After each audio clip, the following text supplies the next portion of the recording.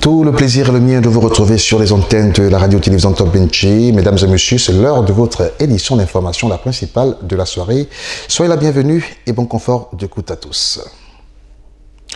L'Office central de lutte antidrogue de Port-Gentil a mis la main sur un jeune étudiant compatriote qui avait à sa possession 55 ballots de chanvre à valeur de 20 000 francs l'unité. Auditionné par les agents de police judiciaire, celui-ci avoue se faire livrer par un militaire de Baraka à Libreville. Reportage. Ce jeune étudiant gabonais, Olgrek Boukika, n'a pas réussi son coup d'essai de distribution de ballots de chanvre dans la capitale économique. En effet, il s'est fait arrêter par l'Office central de lutte antidrogue de Port-Gentil pour détention de 55 ballots de chanvre à valeur de 20 000 francs l'unité.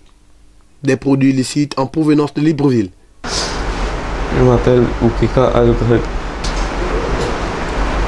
Je ravitaille au sein de Baraka, auprès d'un agent.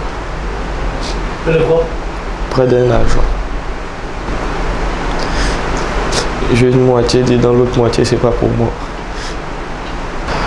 On va régler ça depuis Libreville pour venir avec ça à Port-Gentil. C'était avec moi-même. La personne va régler une moitié, moi-même j'avais une moitié. Étant conscient de la rigueur de la loi sur la détention, la commercialisation et la production des stupéfiants en République gabonaise, le jeune patriote justifie son action. C'était dans l'intention de revendre ça afin de subvenir aux besoins. Parce que je me suis dit qu'à travers ça, je pouvais plus multiplier pour subvenir aux besoins de ma santé.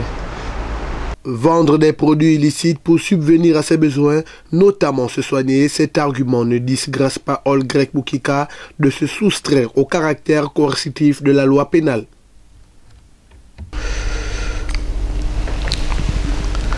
Elles sont nombreuses, ces femmes qui contribuent au progrès de l'humanité, de l'Asie à l'Afrique, en passant par l'Amérique et l'Europe. Leur apport demeure capital dans les domaines scientifiques.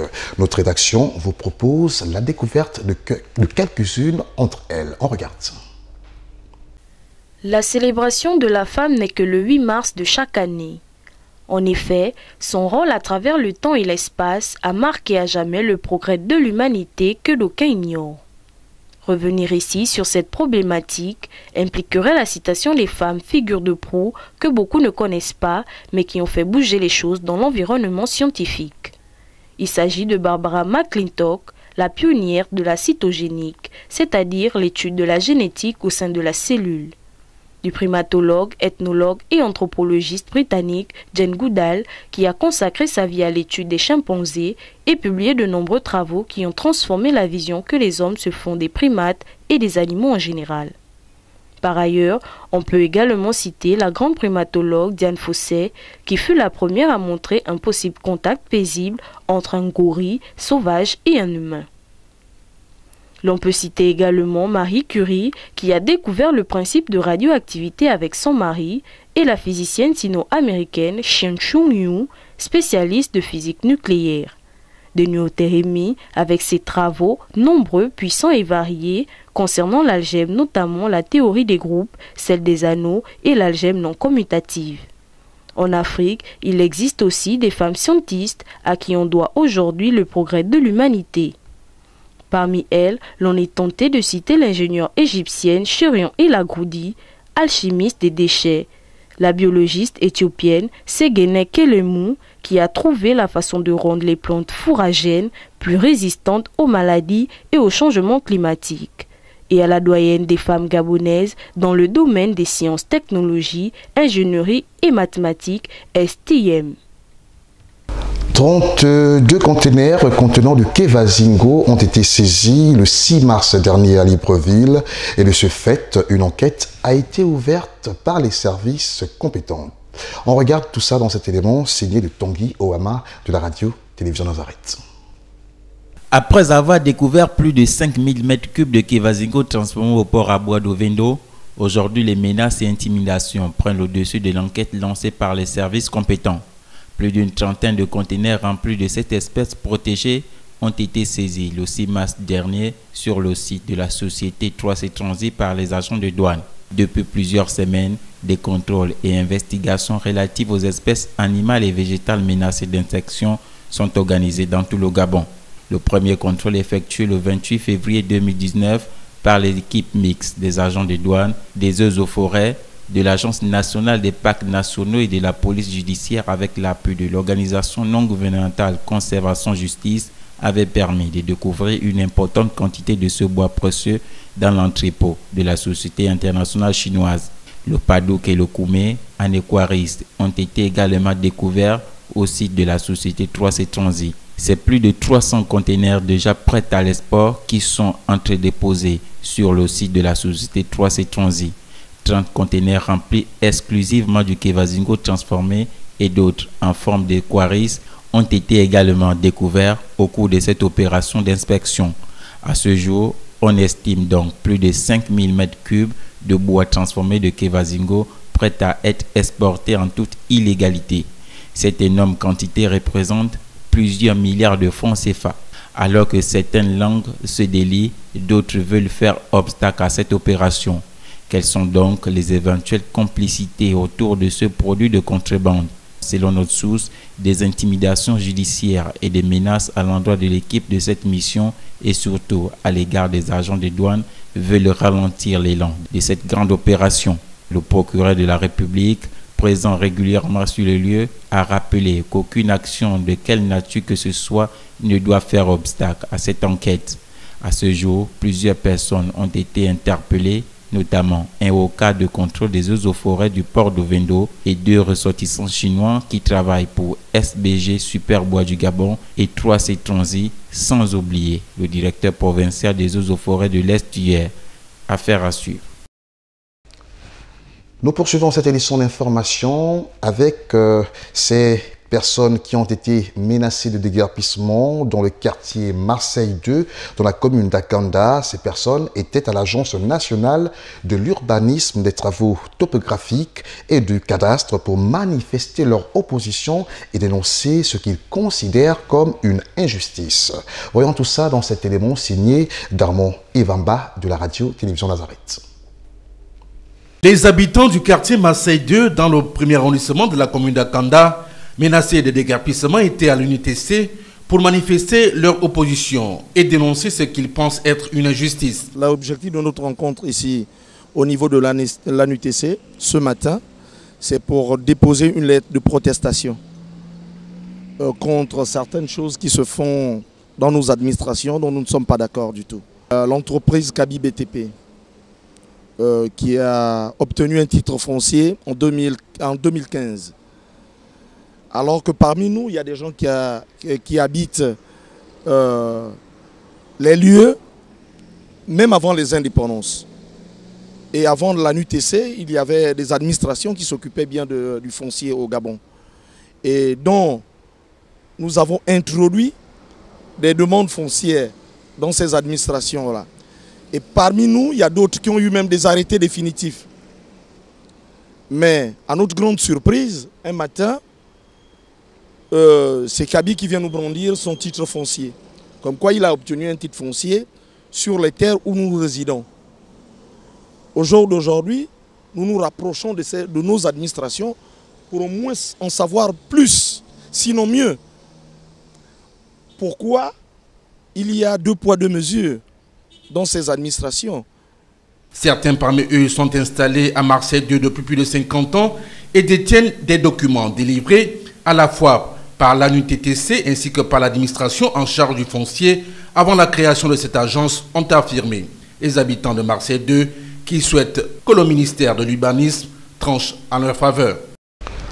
Ouvrons notre chapitre de l'information consacrée à l'actualité sur le continent suite à l'annonce du président Abdelaziz Bouteflika qui renonce à briguer un 5e mandat et l'absence d'une date de la tenue des élections présidentielles initialement prévues se tenir le 18 avril prochain.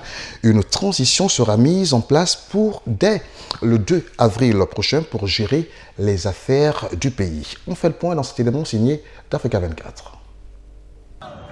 L'actualité politique algérienne affiche davantage d'ambiguïté depuis le 11 mars. En renonçant à briguer un 5e mandat, le président Abdelaziz Bouteflika, à travers un communiqué, n'a pas non plus mentionné la date de l'élection présidentielle initialement prévue pour le 18 avril. Il est plutôt annoncé la mise en place à partir du 2 avril d'une transition pour gérer les affaires du pays. C'est une fausse sortie, si vous voulez, c'est pour calmer le jeu, mais les gens ne sont pas dupes. On s'attend à ce que ce vendredi, ce soit vraiment le summum du mécontentement populaire et tous les gens ont compris que c'était une fausse manœuvre. Après l'annonce du retrait de la candidature du président Bouteflika et la démission du désormais ex-premier ministre Ahmed Ouyaya, un tandem a été promu à la tête du gouvernement. Noureddine Bedoui et son vice-premier ministre Ramtan Lamamra sont chargés de former un nouveau gouvernement. On reprend les mêmes et on recommence, et en même temps ils se donnent tout le temps, si vous voulez, il reste maître des horloges.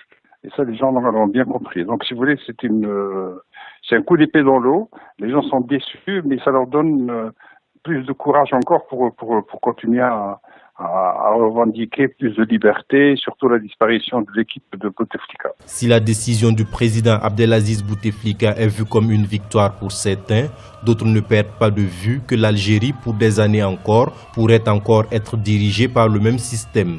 D'autres manifestations sont annoncées pour vendredi 15 mars. La rue ne décolère pas.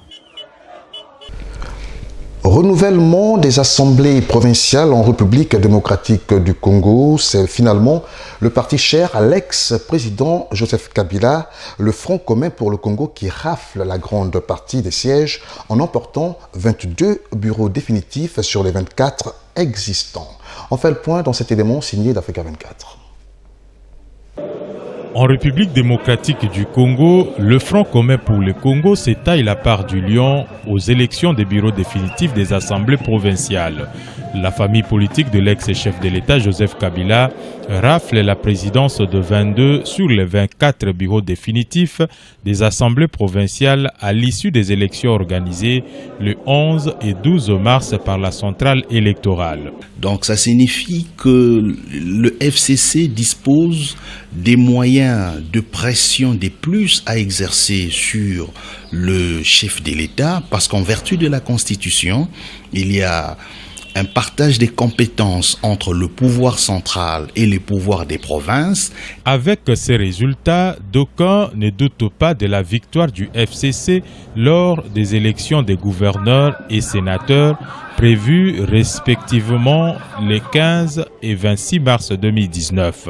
Dans ces contextes, l'ex-chef de l'État Joseph Kabila, l'autorité morale du FCC, reste donc un acteur incontournable des enjeux politiques congolais. La gestion des provinces pourrait découler non pas de la vision exclusive du chef de l'État au regard de son projet de société, mais plutôt des idéaux du FCC portés, dirigés par le président honoraire Joseph Kabila. Notons que la coalition Lamuka de Martin Fayoulou n'a conquis qu'un seul bureau dans la province du Congo central. C'est le même résultat réalisé par le camp pour le changement de Félix Tshisekedi et Vital Kamerhe. Pour la boucle de cette édition d'information, mesdames et messieurs, 65 millions de francs CFA, c'est le montant des bourses reçues par chaque doctorant chercheur africain afin de poursuivre leurs travaux de recherche visant à lutter contre les maladies tropicales en Afrique. Une dotation de l'Organisation de coordination de lutte contre les endémies en Afrique centrale. Africa 24 pour les détails. La trypanosomiase africaine, l'onchocercose, la rage, la lèpre, les épidémiologies de morsures de serpents figurent parmi la liste des maladies tropicales négligées qui suscitent l'intérêt de recherche pour ces doctorants issus des différents pays de la sous-région. Et pour mener à bien leur projet de recherche, ils ont reçu chacun une bourse de 65 millions de francs CFA de l'OCEAC, l'Organisation de coordination pour la lutte contre les endémies en Afrique centrale. Je travaille sur la contribution de l'élimination du pion en République centrafricaine. Vous savez que le pion est une maladie tropicale négligée qui affecte beaucoup plus les populations autochtones, qui sont sujets, par exemple, à la pauvreté, aux mauvaises conditions de vie. Et donc, nous voulons faire de notre mieux pour aider à ce que cette maladie puisse être éliminée au sein de ces populations.